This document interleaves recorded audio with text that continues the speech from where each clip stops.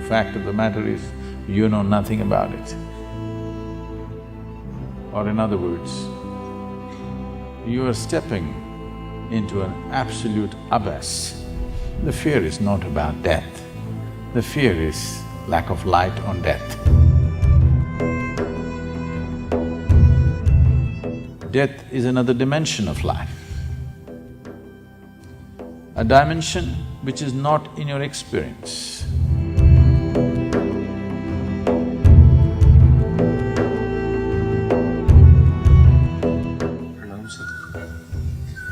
They say the fear of death is the mother of all fears.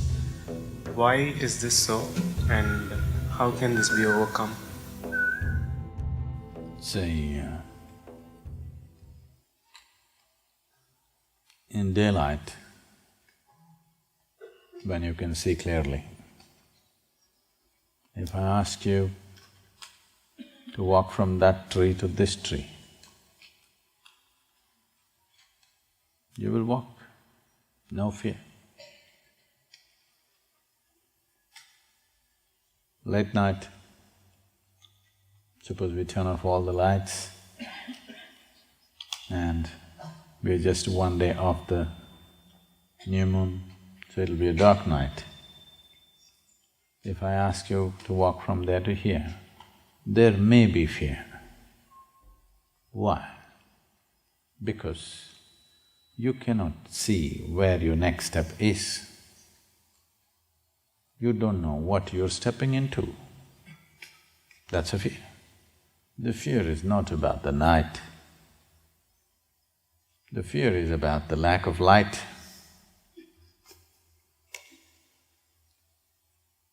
Because there is no light, which means your visual apparatus are no use, suddenly there is fear. Because you are unable to grasp where is the next step. When it comes to death,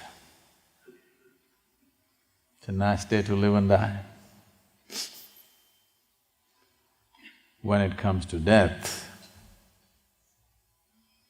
it doesn't matter how many things you have fooled yourself with.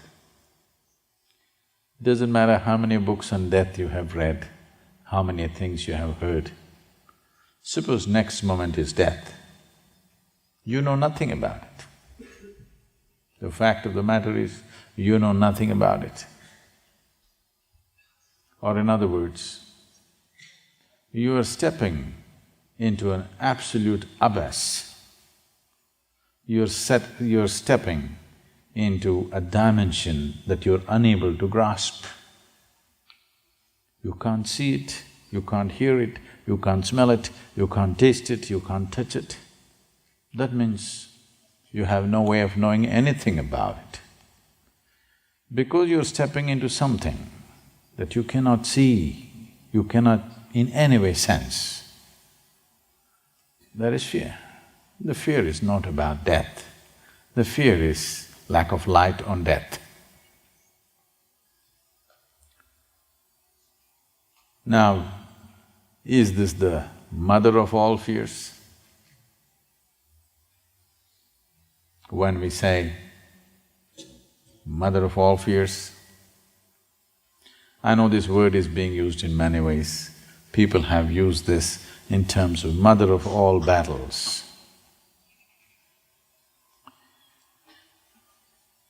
It's a wrong usage in the sense, when we say something is a mother of all, that means we're talking about that something as a source of everything.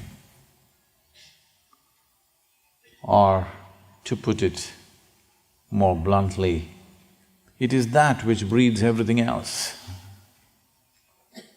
So is death or the fear of death the mother of all fears? Does it breed every other fear?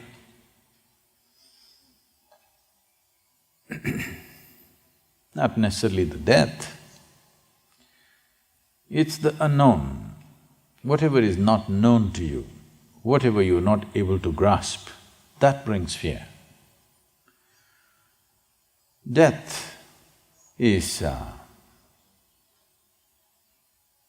classic example of the unknown.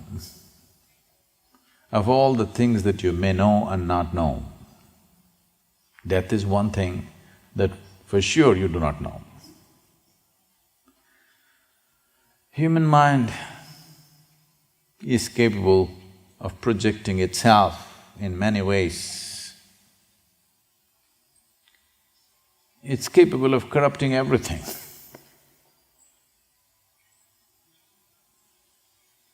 But death has remained outside the realm and reach of human mind.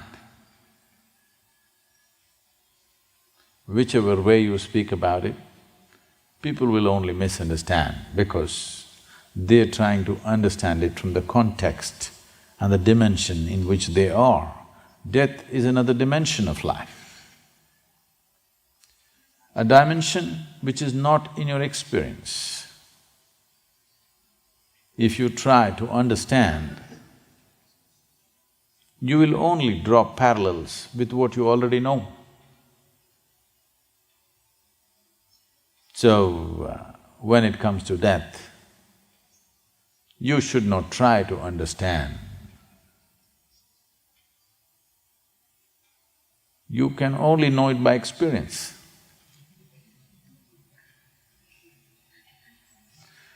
And you're not ready for it.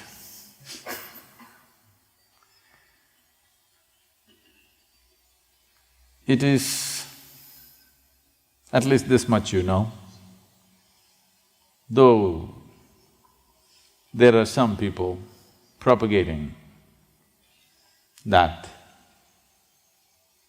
they will rise in death with their body. But any sensible human being knows that when a person dies, the body is left behind.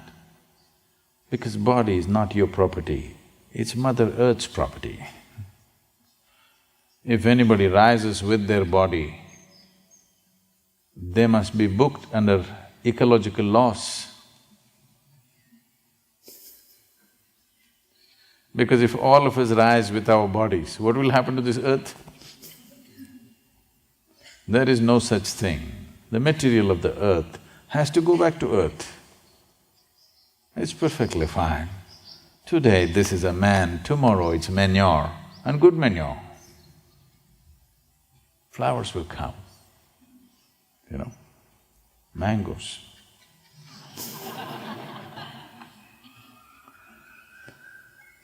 And it's perfectly fine. At least when you're dead, you could turn sweet. Isn't it nice?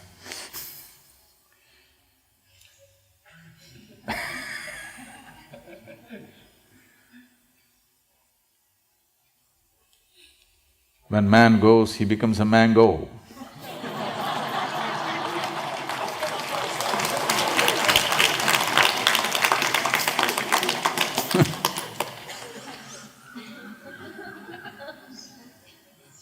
So, the fear is not even about losing the body. If only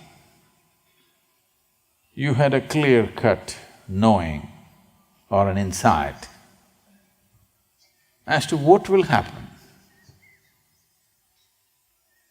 after you die, you would come to terms with it. You would check how the accommodations are out there.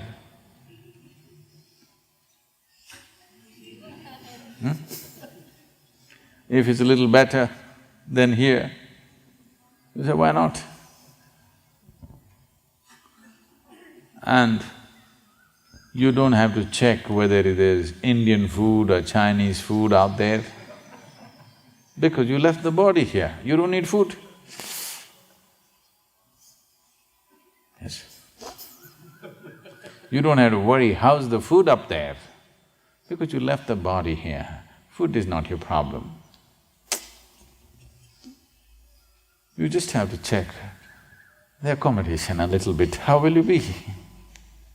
And where?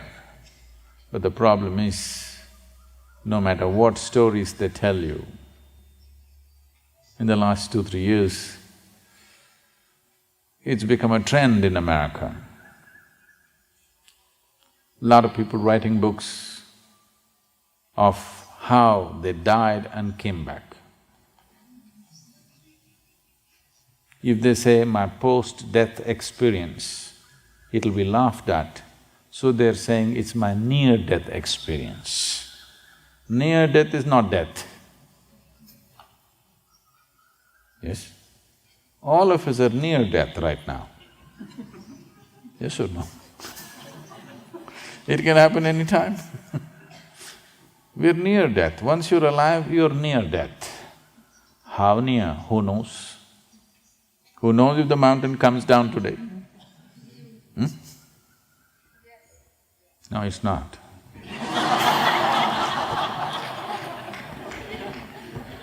But no guarantee.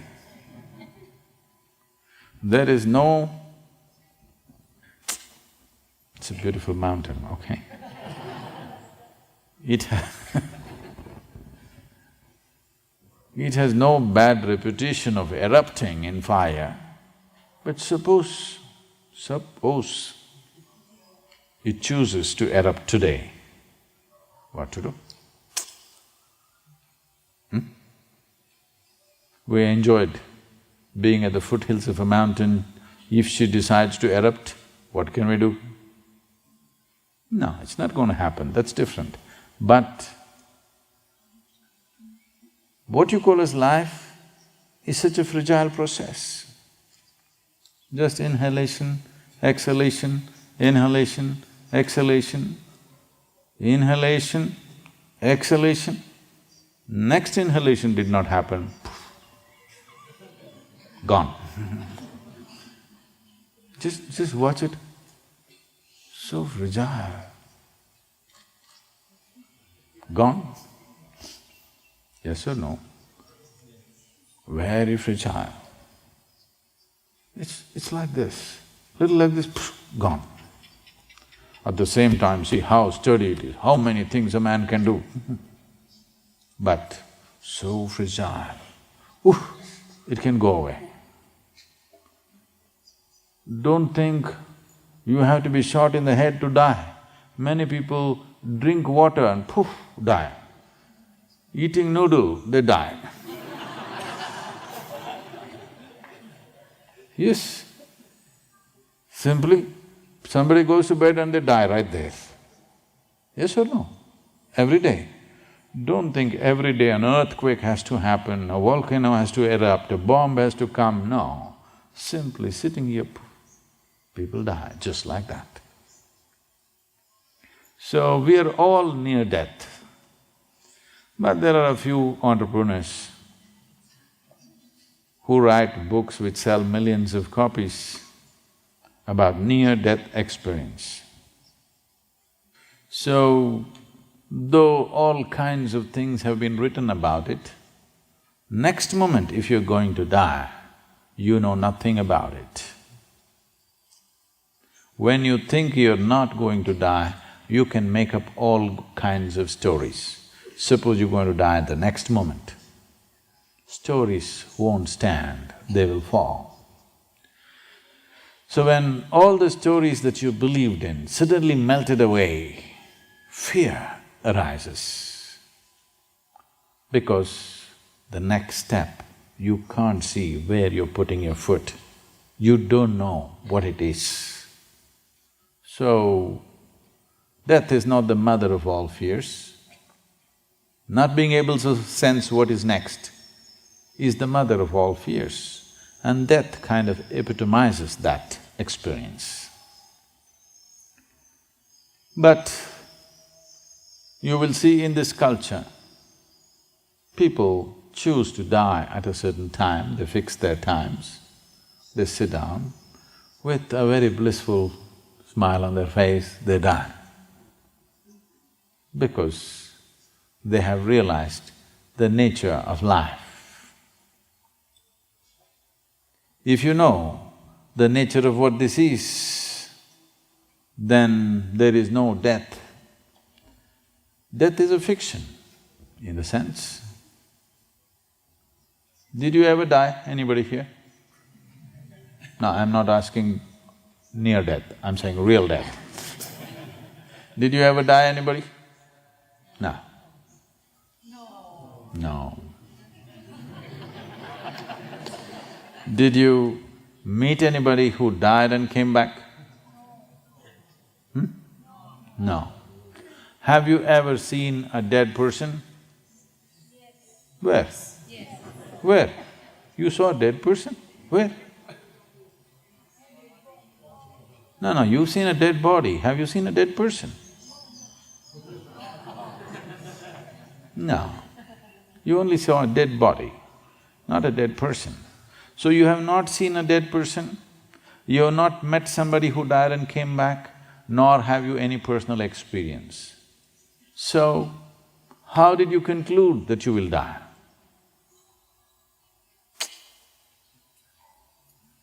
How did you conclude that you will die?